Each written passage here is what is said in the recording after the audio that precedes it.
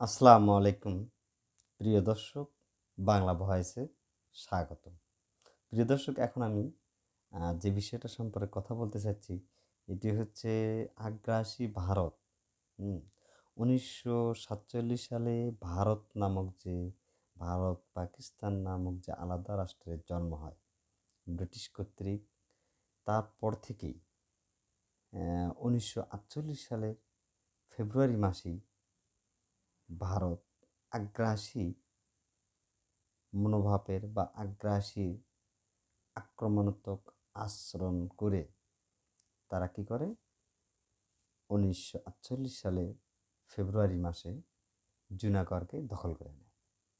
পাশাপাশি ১৯৪৮ সালের সেপ্টেম্বর মাসে হায়দ্রাবাদ, যাদের পৃথক একটা রাষ্ট্র ছিল, এলাকা ছিল, পৃথক জাতিসত্তা ছিল, পৃথক পতাকা ছিল, নির্দিষ্ট ভূখণ্ড ছিল, উম, স্বাধীন সার্বভৌমত্ব একটা স্টেট ছিল, অবশ্য ল্যান্ড লক ছিল তারা ভারতের ভিতরে।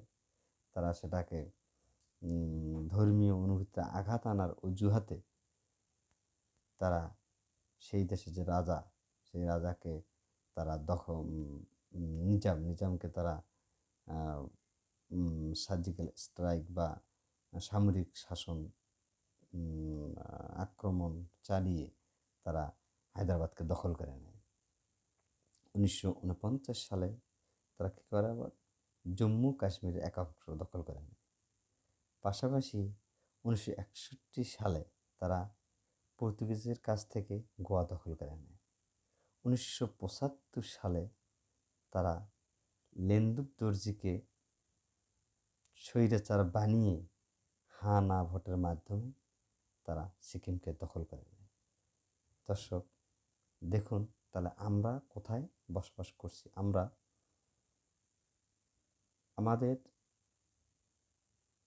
যে ভারতের উত্তর পূর্বাঞ্চলে যে এলাকা, অর্থাৎ যে সেভেন সিস্টার্স, এই সেভেন সিস্টার্সের কারণে সবসময় ভারত আতঙ্কিত থাকে, এবং এই আতঙ্কিত থাকার কারণেই তারা সবসময় চায় যে বাংলাদেশে যাতে তাদের হস্তগত, তাদের গোলাম বা তাদের মানে কথা শুনবে যারা, সেই দলকে তারা সবসময় ক্ষমতায় আনতে বা রাখতে মরিয়া।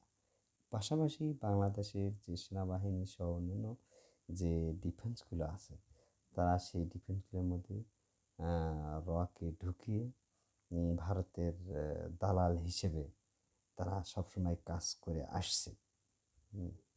মানে পাশাপাশি বাংলাদেশের কিন্তু বিশ্বের এমন একটা শান্তি, ধর্মীয় সম্প্রীতির দেশ, যা কখনোই অন্য ধর্মের ওপর, অর্থাৎ বাংলাদেশ যে সংখ্যাগরিষ্ঠ এবং সংখ্যালঘিষ্ঠ বা সংখ্যা কম বা বেশি যে ধর্মীয় যে সম্প্রীতির যে দেশ, এই যে কিন্তু বাংলাদেশে বিশ্বের অন্যান্য দেশের মতো এরকম দাঙ্গা হাঙ্গা নেই।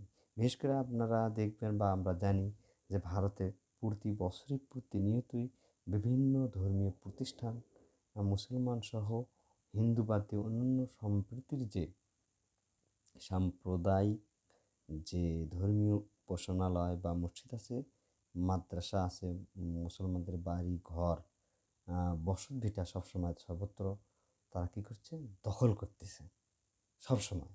এটা এটা তাদের যে আগ্রাসী মনোভাব, তারা যে ওই দেশের নাগরিক, তাদেরকে কিন্তু ওই ধরনের দেওয়া হচ্ছে না, সুযোগ সুবিধা বা তাদের যে ভ্যালিড আছে সেই ভ্যালিড কিন্তু দেওয়া হয় না। এই যে আমাদের যে পাশে যে সেভেন সিস্টার্স, এই সেভেন সিস্টার্সকের কারণে তারা সবসময় চায় যে বাংলাদেশকে চাপে রেখে, বাংলাদেশের যে ডিফেন্স টিমকে হাতের মুঠোয় রেখে তারা আমাদেরকে সবসময় ব্রিটিশের মতোই ভাগ করো, শাসন করো, এই নীতিতে তারা দেশ চালায়। পাশাপাশি আমাদের দেশের যে স্বাধীন একটা সার্বভৌমত্ব আমরা ভূখণ্ড পেয়েছি বা অর্জন করেছি ১৯৭১ সালের মুক্তিযুদ্ধের মধ্য দিয়ে, তারা কিন্তু সেটা কখনোই স্বীকার করে না। তারা বলে কি যে এটা হচ্ছে ভারত পাকিস্তানের যুদ্ধ। না ভাই, এটা ভারত পাকিস্তানের যুদ্ধ না। এটা যদি ভারত আর পাকিস্তানের যুদ্ধ হতো, তাহলে তো এটা বাংলাদেশ নামে পৃথক রাষ্ট্রের প্রয়োজন ছিল না বা জন্ম হতো না। আর বাংলাদেশ যে আমরা বলি ৩০ লক্ষ লোক মারা গেছে বা শহীদ হয়েছে, ২ লক্ষ মা বোনের যে ইজ্জত বা সম্ভ্রমের বিনিময়ে আমরা এই স্বাধীনতা অর্জন করেছি।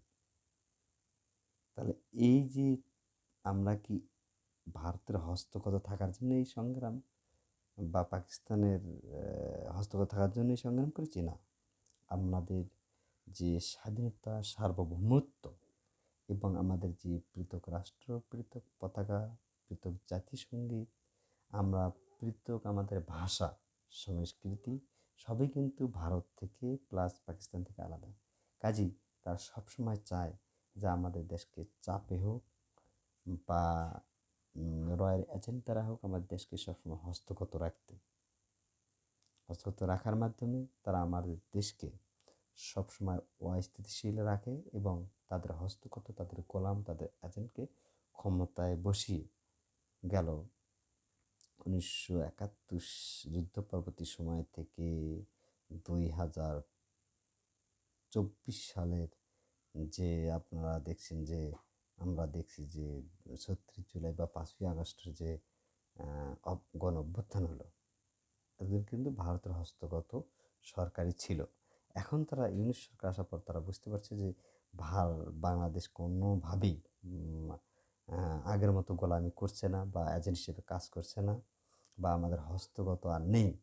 তখন থেকেই তারা কিন্তু বিভিন্ন অজুহাতে আমাদের দেশকে অস্থিতিশীল করার পায়তারা করছে। তারা চায় না যে আমাদের দেশ অর্থনৈতিক দিক দিয়ে প্লাস সামরিক খাত দিয়ে সামরিক দিক দিয়ে সমৃদ্ধশালী হোক, উন্নত বিশ্ব একজন জাতিসত্তা হিসেবে উঠে দাঁড়াক বা হোক, হুম, মানে উন্নত একটা জাতি গঠন করুক, তারা তখন চায় না।